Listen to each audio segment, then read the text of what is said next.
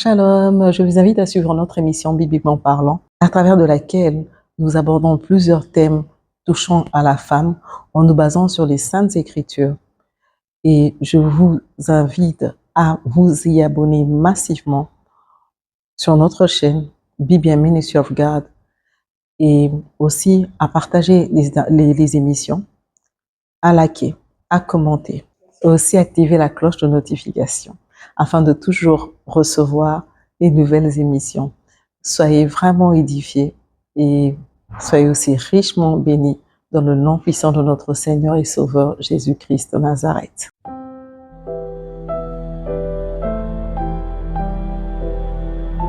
Bonsoir, shalom, bienvenue à notre émission Bibliquement parlant. Aujourd'hui, nous parlerons de la femme et de l'avortement. L'avortement, c'est l'expulsion d'un fœtus par un humain. Quand on parle de l'avortement, on parle d'un enfant, d'un embryon qui est dans le ventre de sa mère. Aujourd'hui, nous allons voir que dit la Bible sur l'avortement. On commence d'abord par le texte de Exode 23 qui dit « Tu ne tueras point ». Vous allez me dire « Oui, tu ne tueras point, mais quand on parle de l'avortement, c'est pas un être humain qu'on tue ». Eh bien, la Bible ne nous dit pas ça. La Bible dit déjà en Psaume 139, le verset 16, « Quand je n'étais qu'une masse informe, tes yeux me voyaient, et sur ton livre étaient inscrits tous les jours qui m'étaient destinés avant qu'aucun d'eux n'existe. » Donc, avant même la venue d'un enfant sur terre, avant même la venue d'un enfant au monde, Dieu connaît déjà l'existence de cet enfant. Genèse 9, 6, « Si quelqu'un verse le sang de l'homme, par l'homme son sang sera versé, car Dieu a fait l'homme à son image. » Oui, l'enfant qui est dans le ventre est un homme fait à l'image de Dieu. La vie pour Dieu, elle est précieuse, elle est sacrée depuis le début de la grossesse. La vie, elle est sacrée. Dieu connaît la destinée de tout un chacun. Dieu connaissait le prophète Jérémie, il connaissait Samson, il connaissait Jean-Baptiste, il connaissait et il les avait dotés des missions particulières avant même leur venue sur terre. Nous pouvons le voir dans Jérémie 1,5 qui dit « Avant de te former dans le ventre, je te connaissais. Avant ta naissance, je t'avais sanctifié, j'ai fait de toi un prophète. » Isaïe 49,1 qui dit « Il m'a nommé dès ma sortie des entrailles maternelles. » Et Dieu, à l'époque déjà, avait bien établi des lois protégeant la femme enceinte. Pour lui, la vie est sacrée. Et nous allons voir ça en Exode 21, le verset 22-23 qui dit « Si des hommes se querellent et qu'ils heurtent une femme enceinte et la fassent accoucher sans autre accident, ils seront punis d'une amende imposée par le mari de la femme et qu'ils paieront devant les juges. Mais s'il y a un accident, tu donneras vie pour vie. » On dit « tu donneras vie pour vie. » Au regard de ces versets, nous voyons que la vie a de l'importance, la vie humaine a de l'importance aux yeux de Dieu. Nous avons des appellations de fœtus, d'embryon, mais pour Dieu, c'est un être humain. C'est un être humain. Il dit vie pour vie, 100%. Le sang qui sera versé sera réclamé. Pourquoi est-ce que actuellement nous assistons à l'avortement? Pourquoi? Parce que c'est à cause des raisons économiques, des raisons financières, la fuite de paternité, le déni de paternité, le désir de poursuivre la carrière pour une femme, le désir de poursuivre les études. Et puis, parfois, c'est la pression familiale. Il y a des familles où on dit à la fille qui se retrouve enceinte, non, tu dois absolument avorter. Tu vas jeter du discrédit sur le nom de la famille, tu dois absolument, impérativement avorter. Mais, dès le moment où la femme se retrouve mère, eh ben, elle a une responsabilité devant Dieu sur la vie qu'elle protège, sur la vie qui a commencé à grandir en elle. Il n'y a pas que seulement ces raisons qui font qu'une femme puisse avoir recours à l'avortement. il peut aussi s'avérer que les problèmes de santé de la maman qui font qu'elle ne pourra pas poursuivre, à mener à bien à terme sa grossesse pour une femme atteinte de leucémie. Et je vais vous dire, pour ça, ou bien si la grossesse se poursuivait, on a remarqué que l'enfant développe des pathologies qui seraient irréversibles. Il y a Jacques 1,5 qui dit: si quelqu'un d'entre vous manque de sagesse, qu'il la demande à Dieu, qui donne à tous simplement et sans reproche, et elle lui sera donnée. Donc face à un cas pareil, avoir recours à Dieu. On m'a posé la question de savoir, et qu'en est-il des grossesses résultant d'un viol ou d'un inceste? Eh bien, selon l'OMS, des grossesses résultant d'un viol ou d'un inceste représentent seulement 5% des cas dans le monde. Donc, c'est pour vous dire à quel point c'est minime. C'est tragique, c'est dur à dire, mais Dieu n'est pas pour l'avortement. Dieu n'est pas pour l'avortement. Selon les chiffres, en Europe, il y a un avortement toutes les 27 secondes. Et malheureusement, on nous dit encore, toujours selon l'OMS, 830 femmes meurent chaque jour des suites d'avortements dans le monde. On dit 73 millions d'avortements provoqués ont lieu chaque année dans le monde. Et en même temps, on nous dit que les données sur l'avortement ne sont pas fiables à 80% à cause de la politique restrictive, de la disponibilité de plus en plus difficile des données sur les IVG. Et en plus, encore à cause de la permission de l'IVG médicamenteuse, on dit que 45% des avortements ne sont pas faits dans la sécurité de la femme. Et puis, on dit encore 42% des femmes qui avortent sont mariées. Sont mariées. 42% des femmes qui avortent sont mariées. Donc, ce sont des femmes qui sont dans leur ménage, mais qui avortent. La question que nous devons nous poser, c'est où vont les enfants avortés? Oui, physiquement, on vous débarrasse de cet enfant, vous allez vous jeter l'enfant dans la poubelle et c'est fini. C'est ce que nous pensons. Non, non. Quand vous avortez, vous donnez votre enfant, votre sang dans le monde de ténèbres. Vous livrez vos enfants à Satan. Par l'avortement, vous avez fait un pacte avec le monde de ténèbres. Oui, je le dis. C'est dans Lévitique 18, 21. On peut le lire. Tu ne livreras aucun de tes enfants pour le faire passer à Moloch. Tu ne profaneras point le nom de ton Dieu. Je suis l'Éternel. Oui, c'est simple. Dieu interdit l'avortement. Quand vous avortez, c'est dur à entendre, mais vous livrez vos enfants à Satan. Vous livrez votre sang à Satan. Vous faites un pacte avec le monde des ténèbres. C'est une porte d'entrée. Oui. Vous allez me dire, mais qui suis-je pour parler? Ce message, pour le délivrer, ça m'a pris du temps. Chaque fois, je faisais que le repousser. Je disais, mon Dieu, qui suis-je pour parler de ça? Et je sais que beaucoup de personnes vont m'haïr. Je suis mère de 4 enfants, grand-mère de 2 enfants. Ne me dites pas aujourd'hui si votre conscience est confrontée à ce choix-là d'avorter. Ne vous dites pas non, je ne peux pas le faire. Et puis, qui est-elle pour me donner des conseils? Que sait-elle de la vie? Pourquoi me parle-t-elle de l'avortement? Eh bien, moi, je peux vous dire une chose. Je me suis retrouvée enceinte de ma première fille qui a aujourd'hui 28 ans. Elle est née en 1996. Je me suis retrouvée enceinte d'elle en étant étudiante. Et son père, leur père, mon ex-époux, était aussi étudiant. J'étais étudiante en préparatoire en médecine. Il était étudiant en médecine. Et nous sommes retrouvés nous étions dans la fornication.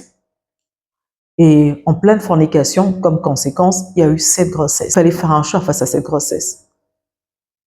Et gloire à Dieu, vraiment, je bénis l'Éternel qui avait mis à cette époque sur mon chemin, la première personne à qui je parlais de ma grossesse, c'était une tante paternelle, donc une cousine germaine à mon papa, Madame Germaine.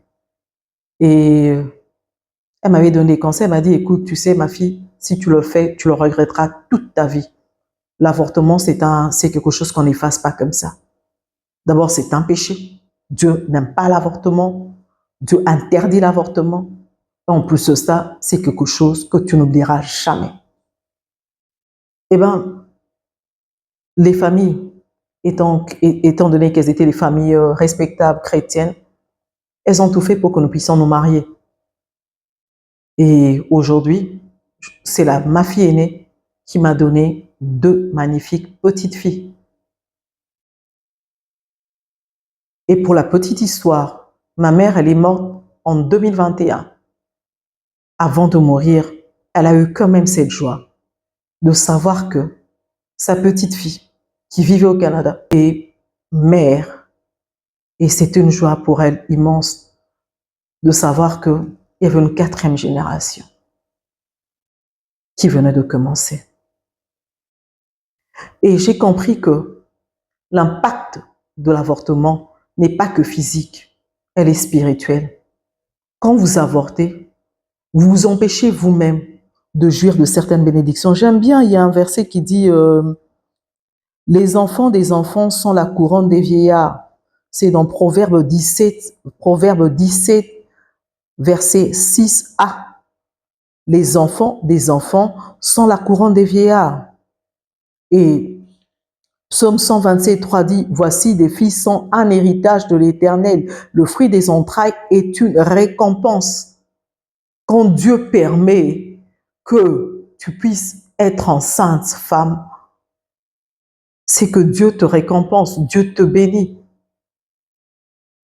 Et refuser cette grossesse, mettre un terme à cette grossesse, eh ben, c'est toi-même couper, arracher une de tes bénédictions, si ce n'était pas l'unique bénédiction que Dieu t'avait donnée. C'est très facile de se dire tout ce qu'on voudrait se dire. Avorter, ne pas avorter, aujourd'hui, c'est comme manger ou ne pas manger. C'est une question de choix personnel dans notre monde actuel. Mais la Bible nous dit, je mets devant toi la vie ou la mort. Choisis la vie, dit Dieu. Il sait pourquoi il te permet d'être enceinte. Que ce soit le résultat d'un viol, que ce soit le résultat de l'inceste. Dieu sait pourquoi.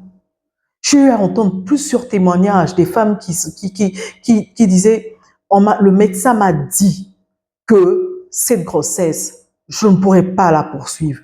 Elle a poursuivi sa grossesse et l'enfant qui devait naître avec des malformations, cet enfant n'est pas né avec des malformations. Et quand on regarde, selon les statistiques, il y a combien d'écarts, combien d'écarts, combien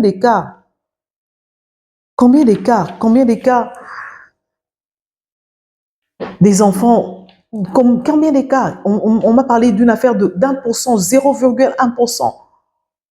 Dans des cas dans le monde, des grossesses qui, si elles se poursuivraient, pourraient donner naissance à des enfants avec des pathologies. C'est un pourcentage infiniment minime. Alors, si nous constatons, nous allons nous rendre compte que quand on accepte, on veut avorter, quand on a recours à l'avortement, c'est un choix personnel qu'on assume. Oui, vous allez me dire que non. De quoi elle parle? Est-ce de quoi elle parle? Oui, il y a beaucoup de témoignages, moi personnellement, mon premier fils, quand je me suis retrouvée enceinte de lui, le médecin m'a dit, madame, vous avez un fibrome et vous avez votre enfant. Ça, c'était la première échographie. Deuxième échographie, on me dit, le fibrome se développe, l'enfant se développe. C'est à vous de faire un choix. Aujourd'hui, c'est un garçon merveilleux, mais c'est un choix à faire. Le médecin m'a dit, madame, on ne sait pas comment va se développer la grossesse. Mais sachez qu'il y aura le développement de l'enfant et le développement du fibrome. Si le fibrome prend plus de volume, et l'enfant en sera affecté. Et ce fut la première fois pour moi d'avoir un enfant qui était né avec 2 kg 400. Il était né tout mince. Mais il est là, il est vivant.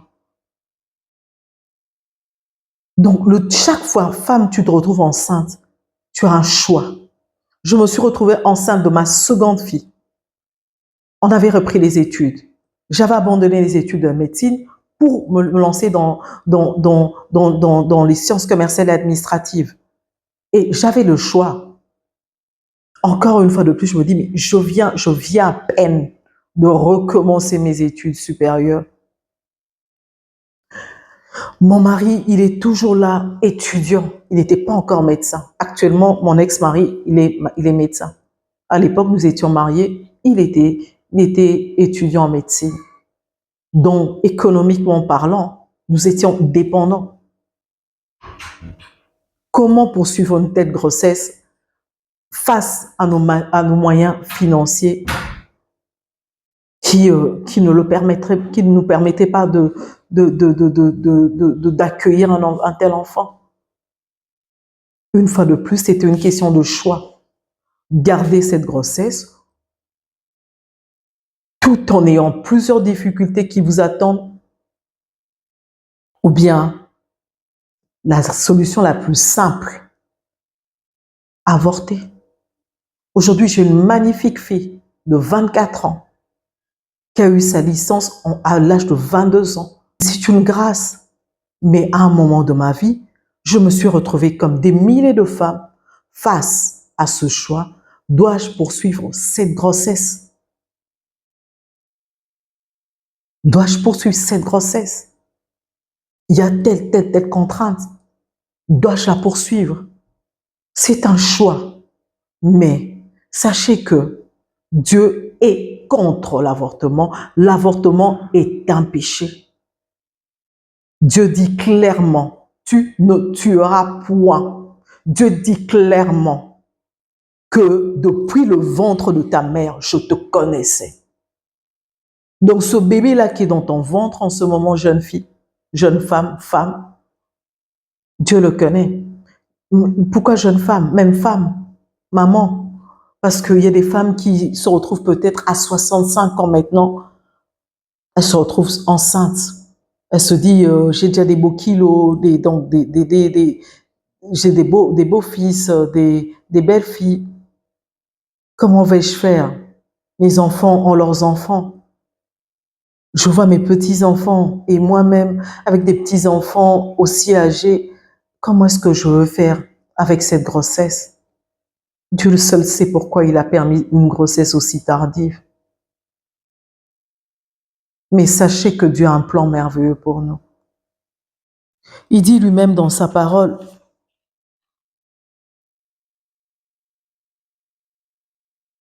que votre enfant est une bénédiction, est un héritage. Votre enfant est un héritage. Et vous dites, mais face à ces situations difficiles que je traverse, comment faire? Que faire? Vous devez savoir que Dieu est saint. Et il nous demande, nous chrétiens, d'être saints. Il dit en Hébreux 12, 14, vous serez saints car je suis saint. Vous serez saints car je suis saint. Oui, tu as péché peut-être. C'est un enfant issu d'une fornication. C'est un enfant issu d'un adultère. C'est un enfant issu de l'inceste. Et tu avais consenti à cet inceste-là. Mais Dieu est saint. Ne cherche pas à ce que ce péché que tu as commis puisse entraîner encore un autre péché. Dieu, il est saint, il est le Dieu des miracles. Donc, on dit dans Éphésiens 3, 20, « Or, à celui qui peut faire par la puissance qui agit en nous, infiniment au-delà de tout ce que nous demandons ou pensons. » Ne te limite pas à voir ce que tu vois aujourd'hui. Ne te limite pas à voir les obstacles que tu vois aujourd'hui. Ne te limite pas à voir tout ce qui ne va pas aujourd'hui. Ne te limite pas à voir ta situation actuelle. Non. À l'époque, on n'aurait pas imaginé qu'on aurait pu payer les études de ma fille qui fait aujourd'hui sa licence, qui a fait sa licence. À l'époque, on n'aurait pas imaginé. Demandez, posez la question à toutes ces personnes qui ont eu des enfants dans des moments difficiles. Elles vous diront, à ce moment-là, on ne pouvait même pas imaginer. Mais Dieu fait grâce. Dieu pourvoit. Tu obéis à Dieu et Dieu te fera des miracles dans ta vie. Tu obéis à Dieu et Dieu te fera sourire. Tes pleurs d'aujourd'hui pourront être transformés en des cris d'allégresse. Tu dois savoir que Dieu change des situations. Dieu change, il est le Dieu qui change des situations. Daniel 2, 21, Amos 5, 8. La peur, le doute résulte d'un manque de foi. Et que la peur ne soit pas celle-là qui te dicte à avorter. Ce n'est pas une décision facile. Tu es seul dans ta chambre en train de pleurer. Tu es seul en train de te poser des questions sur le lendemain. Tu es seul en train de te demander, mais comment tu vas faire ça avec cet homme marié qui te dit, si tu n'avortes pas, il ne va pas pouvoir à ton accouchement. Il te dit que si tu n'avortes pas, eh ben, votre relation, il mettra fin à cette relation. Eh ben, ma chère, tu veux plaire à un homme ou bien tu veux plaire à Dieu. Peut-être cet enfant vient dans ta vie pour que tu puisses te repentir et repartir sur les nouvelles bases avec ton Dieu. C'est ça. C'est un choix. Mais choisis. Comme Dieu te l'a dit, il met devant toi la vie ou la mort. Choisis la vie. Parce qu'en voulant sauver ta vie, tu peux aussi la perdre. En te disant, bon, ça va, je vais avorter, tu peux aussi rester, mourir. Et tu vas perdre et l'enfant, et tu vas perdre ta propre vie. Et tu auras tout droit en enfer. Pourquoi? Parce que tu aurais tué. Et Dieu te dit, on l'a lu tout à l'heure, le sang pour le sang, la vie pour la vie. Oui, c'est clair. Ça m'a fait mal. Je vais vous dire quelque chose. J'hésitais tellement à parler de ça. Et tout à l'heure, c'est mon fils qui m'a dit, maman, si tu ne le dis pas, Dieu va se fâcher. Tu dois faire le travail de Dieu. Si tu ne fais pas ça, Dieu va se fâcher. Donc, quelque part, il y a quelqu'un qui a besoin de ça. Quelque part, il y a une dame qui a besoin d'entendre ça. Quelque part, il y a une femme qui a mal et qui a besoin d'entendre ça. Non, ne te fie pas à ce que tu vois. Ne limite pas Dieu à ce que tu vois. Dieu peut te surprendre. Garde cet enfant qui est en toi. Oui, l'avortement d'un enfant, c'est que personne vous montre qu'on le fait et puis on oublie. On le fait, on n'oublie pas. Et même pour nous qui ne l'avons pas fait, mais puisque nous avons pensé à le faire, c'est un poids. On reste là, je demande toujours pardon à Dieu pour avoir pensé à le faire. Et quand je vois mes enfants, je me dis, mon Dieu, vraiment, mon Dieu, je n'ai pas su apprécier à sa juste valeur la bénédiction que tu me donnais. L'enfant, quand il est dans le ventre, il est caché. On ne sait pas à quoi il va ressembler. Mais une fois que tu vois ton enfant, tu te dis, tu vas te repentir. Tu diras, mon Dieu, c'est cet enfant que j'aurais sacrifié. Mon Dieu, ce sont ces petits-enfants, parce que de cet enfant naîtront des enfants. Ce sont mes petits-enfants que j'aurais sacrifiés. Donc, que la peur, que le doute, que la situation actuelle ne vous mène pas à faire quelque chose que vous allez regretter toute votre vie. L'avortement d'un enfant est l'avortement d'une bénédiction. Ça, je vous le dis. Faire face à cette situation, que faire face à l'avortement pour vous qui avez déjà avorté? Eh bien, Dieu est miséricordieux. Il est lent à la colère. Il est riche en bonté. Il est miséricordieux. Oui, toi qui entends ce message, toi qui es rongé par le remords, toi qui te dis, vraiment mon enfant, je l'ai sacrifié. Vraiment mon enfant, j'ai permis que mon sang puisse partir comme ça. Eh bien, je veux te dire une chose. Peu importe l'endroit où tu es, si tu es dans ta chambre, tu es seul, tu peux te mettre à genoux, implorer la grâce divine. Avec les mots que tu as, demander à Dieu de te pardonner, de te laver et commencer une nouvelle vie avec lui. Accepter Jésus-Christ comme Seigneur et Sauveur. Laisse-le diriger ta vie. Et dis-lui, Seigneur, jusque-là, j'ai dirigé ma vie comme je le voulais. Mais s'il te plaît, Seigneur, s'il te plaît, aujourd'hui, accepte-moi dans ton sein. Aujourd'hui, viens régner dans mon cœur. Aujourd'hui, dirige-moi. Aujourd'hui, si tu le peux, entre en contact avec un serviteur de Dieu. Commence une nouvelle vie avec Dieu. Demande pardon. Pourquoi? Parce que il est là. Il est là pour nous pardonner. Jean 3,16 dit qu'il a tellement aimé le monde qu'il a donné son Fils unique, afin que quiconque croit en lui ne périsse pas, mais qu'il ait la vie éternelle. Aujourd'hui, tu peux avoir la vie éternelle. Aujourd'hui, ta destinée peut changer. Aujourd'hui, les choses peuvent changer. Dieu est capable de te transformer. Tu peux lire Romains 8,1, tu peux lire Jean 1,9. Nous pouvons le lire ensemble. 1 Jean 1,9. Si nous confessons nos péchés, il est fidèle et juste pour nous les pardonner et pour nous purifier de toute iniquité. De toute iniquité. Nous devons confesser nos péchés. Nous devons reconnaître que nous avons mal agi. Nous devons reconnaître que nous avons mal agi en le faisant. Nous devons reconnaître que nous avons mal agi en ayant pensé le faire. Nous devons reconnaître que nous avons mal agi. Nous devons confesser notre péché. Et Dieu est fidèle, il est juste pour nous pardonner notre avortement, notre intention d'avorter.